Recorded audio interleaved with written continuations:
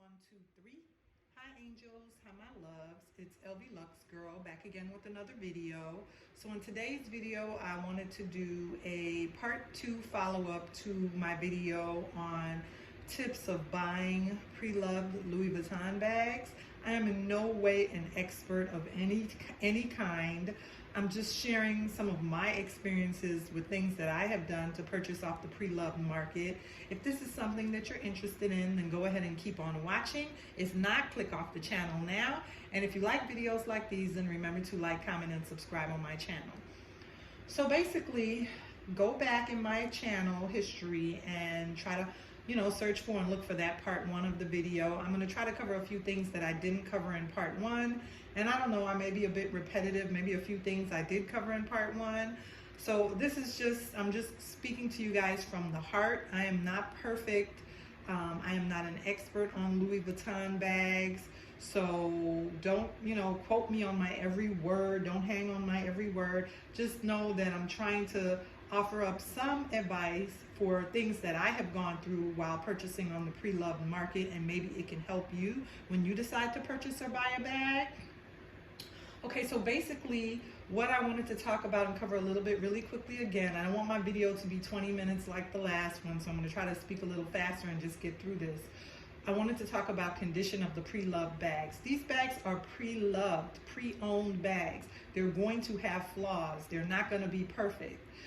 Buying off the pre-loved market, you have to be somebody that knows and understands that every bag is different. Every bag is not going to be the same. And as you look to purchase the bag, know and understand that the sellers on eBay and the sellers on the pre-loved market, as much as they try to be ethical, as much as someone tries to be ethical, you cannot describe every flaw in a pre-loved bag.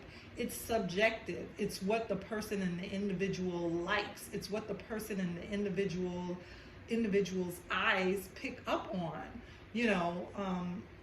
Odor is subjective. I don't like buying bags that say musty odor. If it says musty odor, I'm going to jump off that listing.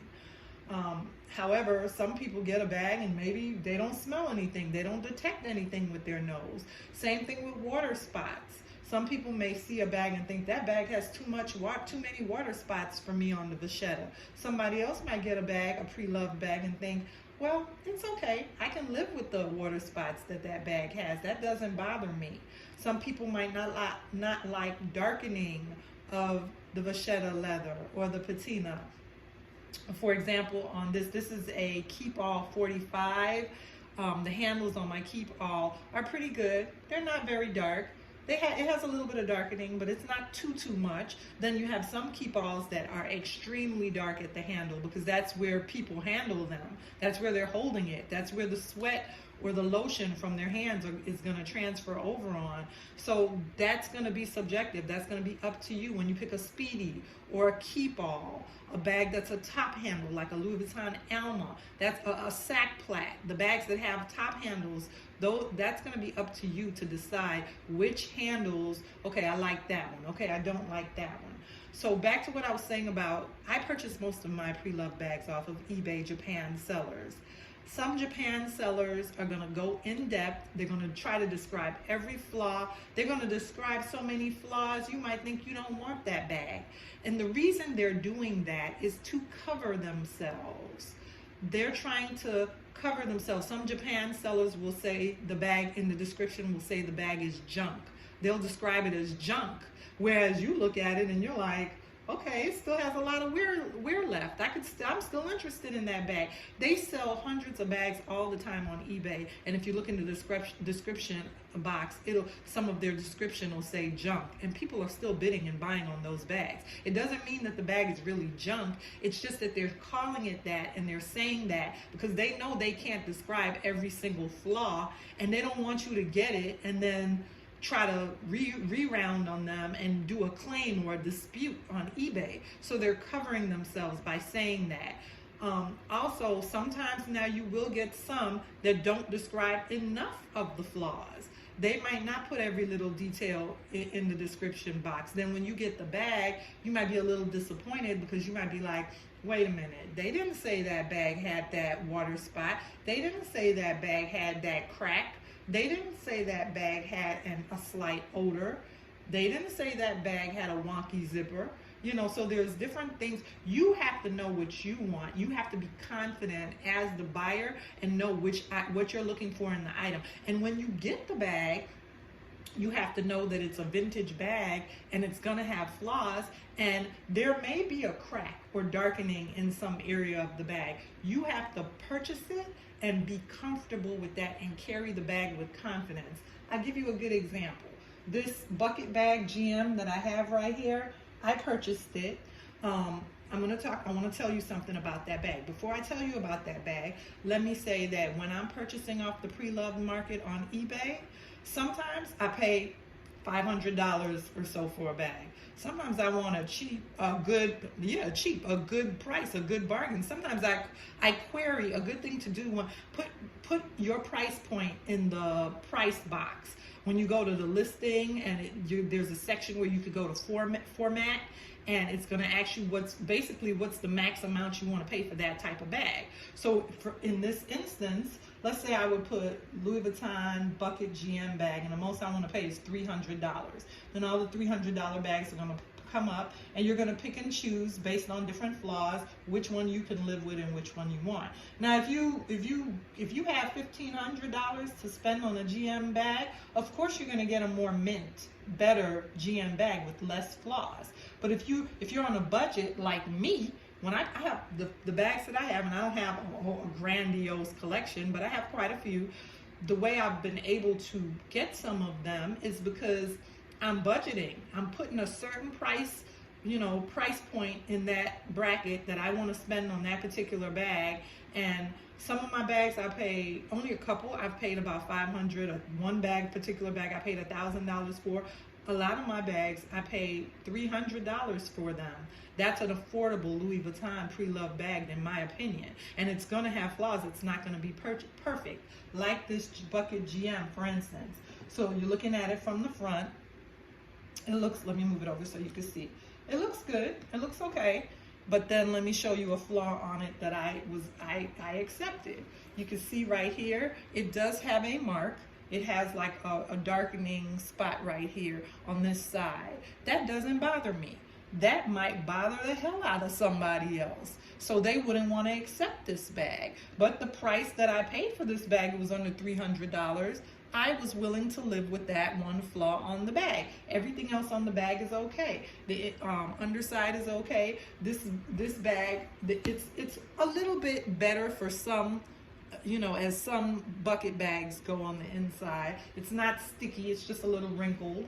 So I just brought that up to say that all the Louis Vuitton pre-owned bags are going to have some type of flaw. Unless you buy one that's mint. There are some that are pre-owned and that were very well taken care of. And if you find one of those and it's a diamond in the rough, then it's minty, and whoever's selling it is going to want a pretty penny, a pretty price for that bag. If you have that in your budget, then go ahead and purchase that.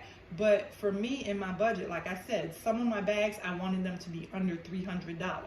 Like this bucket GM, so I accepted a flaw on it. Some of my bags I wanted to be a little bit nicer, like for instance that Keepall 45. I knew I would at some point be traveling with that Keepall 45, and a Keepall 45 is going to have your clothing in it, personal items. So I wanted to make sure I got a good, nice Keepall 45. That Keepall 45, in my opinion, doesn't really have any flaws or problems. And I paid about $500 or under for that bag. So there's going to be Keepalls that are even better than my Keepall, that are in the $1,000 range. So you have to set a price point, and you have to tell yourself for each particular bag what you're willing to sacrifice in it, as far as the vachetta darkening, as far as the vachetta any cracks, as far as any water stains, as far as any odors. What are you willing to sacrifice on with each bag? Now this Monseo, for instance, when I purchased the Louis Vuitton Monseo, with this particular bag, I was more picky. A lot of the Monseos online have a lot of damage. With this particular bag, mine doesn't have any damage.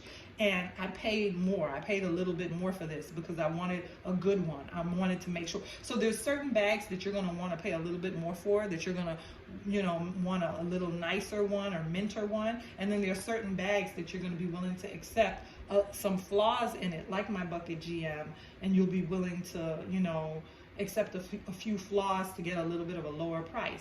That's what I did when I was putting together my Louis Vuitton collection this time around. This is not my first basically collection. I had a collection before where I had purchased in the store some bags new, and of course I paid much more for those.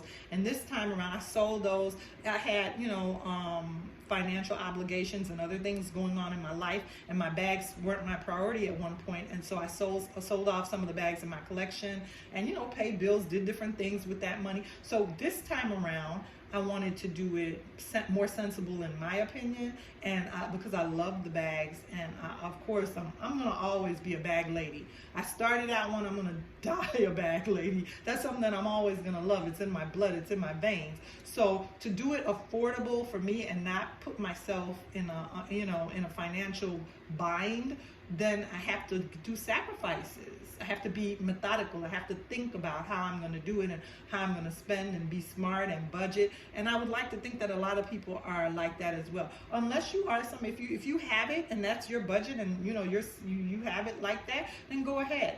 Go ahead and just go to the store and buy new, or buy off the Preloved market and buy the really, really mint nice ones. But if you're somebody that's budgeting like me, I thought I would do this video, and I hope it helps. And this is gonna be a part 2. I'm gonna end it here because I can ramble on forever, and there's always going to be some more that we could talk about with vintage Louis Vuitton bag. I am not an expert. I'm not some big time blogger. I'm just an everyday girl that has a love for Louis Vuitton bags, and I figured I'd share some of it with you guys.